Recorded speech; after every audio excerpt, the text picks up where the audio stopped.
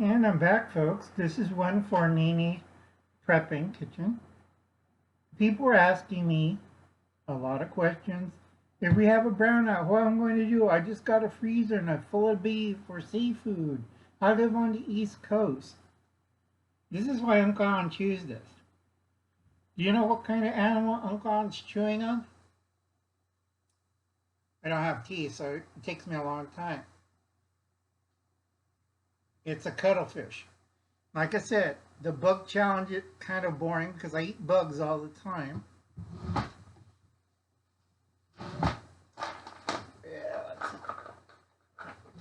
Okay. I eat these for snacks. So I'm not going to do a video on it.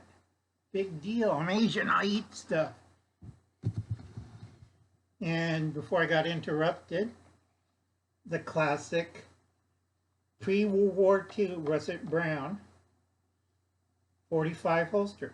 Now, the other one I'm looking for, I'm always chasing, is the Bunkie one that was used in the 80s up till the 90s, and they switched it over to a more pouch type for the Molly units. But it was very popular and still is in use, even today. Why? Because people are crazy. They keep changing gear too often for tactical reasons or for anything else. Fashion reasons, I guess. But the main unit for this type during the time period was to protect the weapon. Only the butt was stuck out. It's not for gunfighting. It's not for tactical use. It isn't like, yeah, but it's road high and I'm ready to fight. Well, go slug through mud, through branches, through all sorts of crap. Okay, see how wonderful your weapon's going to look like after 6 months.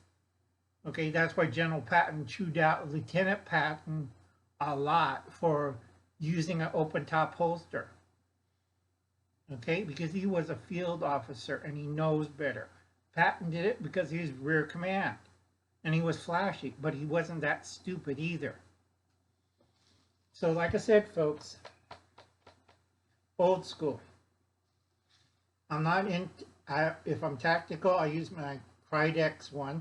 It's high rise on the hip, and I will know how to use it when I put 2 bullets into it.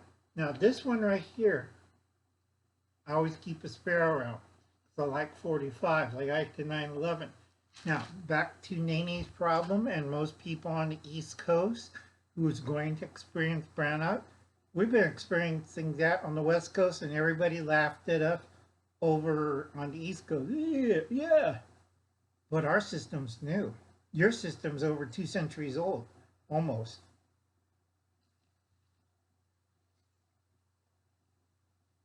Remember, most electrical power started in 1888.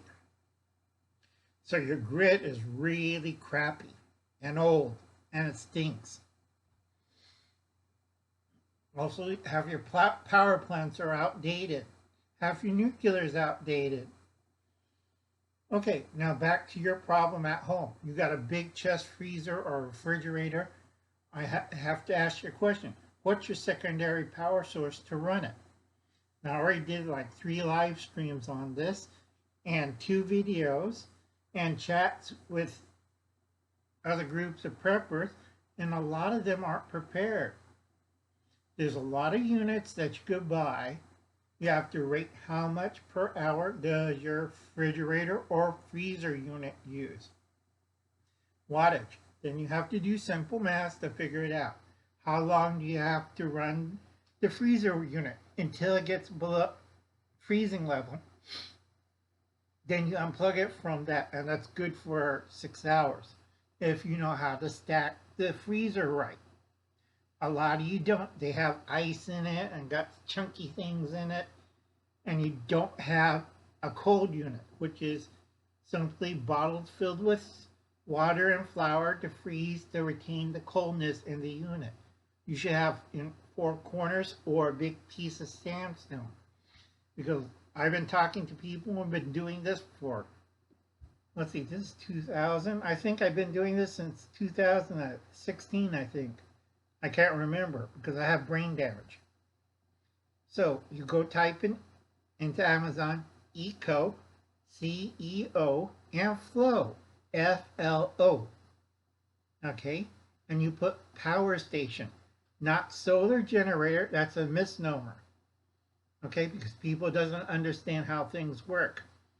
So if I hear one more person tells me, I got a solar generator, I'm kicking them in the nads. Okay? No such thing. You generate power, and that's by use of solar, by solar cells, and by either a fuel engine or by muscle power or wind power. Okay, so you should have a generator already. This is for short bursts of power until you get the freezer unit down to the correct temperature. I tell everybody if you have a freezer unit, it should have a thermometer so you could check the temperature. And it has to be a freezer thermometer. Do not use a soil thermometer, a garden thermometer, turkey thermometer. It has to be a freezer or a refrigerator thermometer. It's not that hard, folks. It's also on Amazon. Okay? Once you have it, you run the generator so everything stays cool. Especially refrigerator units, that's fairly simple. And everybody should have bottles filled with water and flour to make an emulsion to freeze, and then you can put it either on top or on the bottom. 2 per freezer, 4 for a big freezer. That's 4 for the little freezer in the kitchen for the fridge. So you can take 1 bottle out and stick it into your refrigerator. Keep, when it's not running, keep it closed and cover. Okay? I've been talking to people and they say, oh, we have new refrigerators, Uncle Al. It's thermoelectric. Fine, I read it, I studied it. When the power's off, it doesn't work. So you covered it with a refrigerator cozy. Make sure the vents are on the bottom. And people were still mad at me. And I said, the power's out and it's losing coolness. And you're adding another layer of insulation. Same thing with water heaters. You put an insulation blanket on it. Know what you're doing. Power companies offer programs for this. But a lot of people are stupid. Okay? I don't want to hear anybody crying that they lost their ice cream or their refrigerator, all their food in the refrigerator went bad. You've been warned, especially those people in Texas made videos, oh, we lost all our food in the refrigerator. Don't want to hear it. So, you're all set up. You have your power sources, a place in one room of the house that you want to cool down.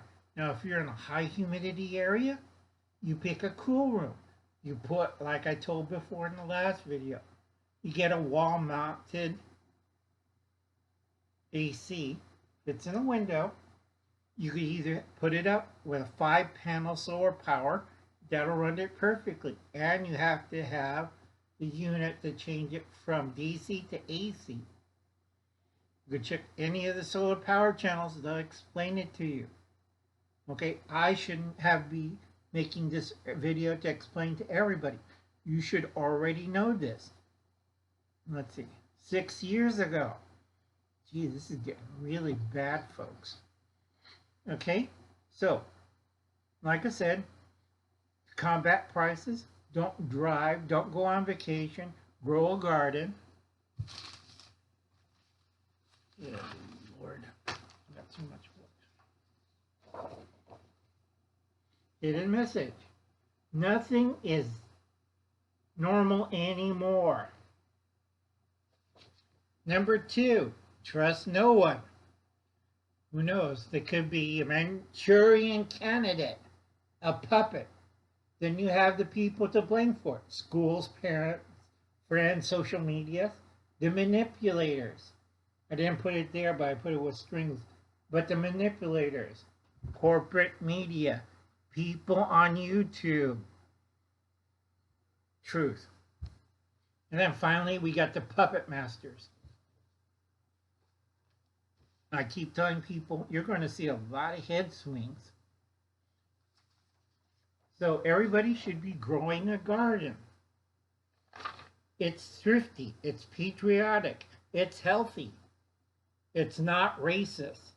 If I hear another person say, growing a garden's racist, I'm going to kick them in the nads.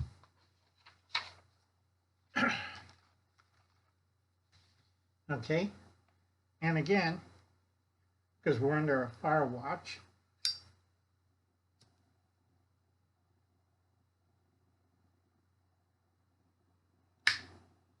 happy Fire Up Friday. And I hope this helps you out, Nene. Again, check on Amazon for EcoFlow. Look for the one, check the wattage uses. Okay? Check what's on your refrigerator. How much wattage does it take per hour? And I hope this helps. I'll see you later, folks. I'll be seeing you. Do something good. Bye now.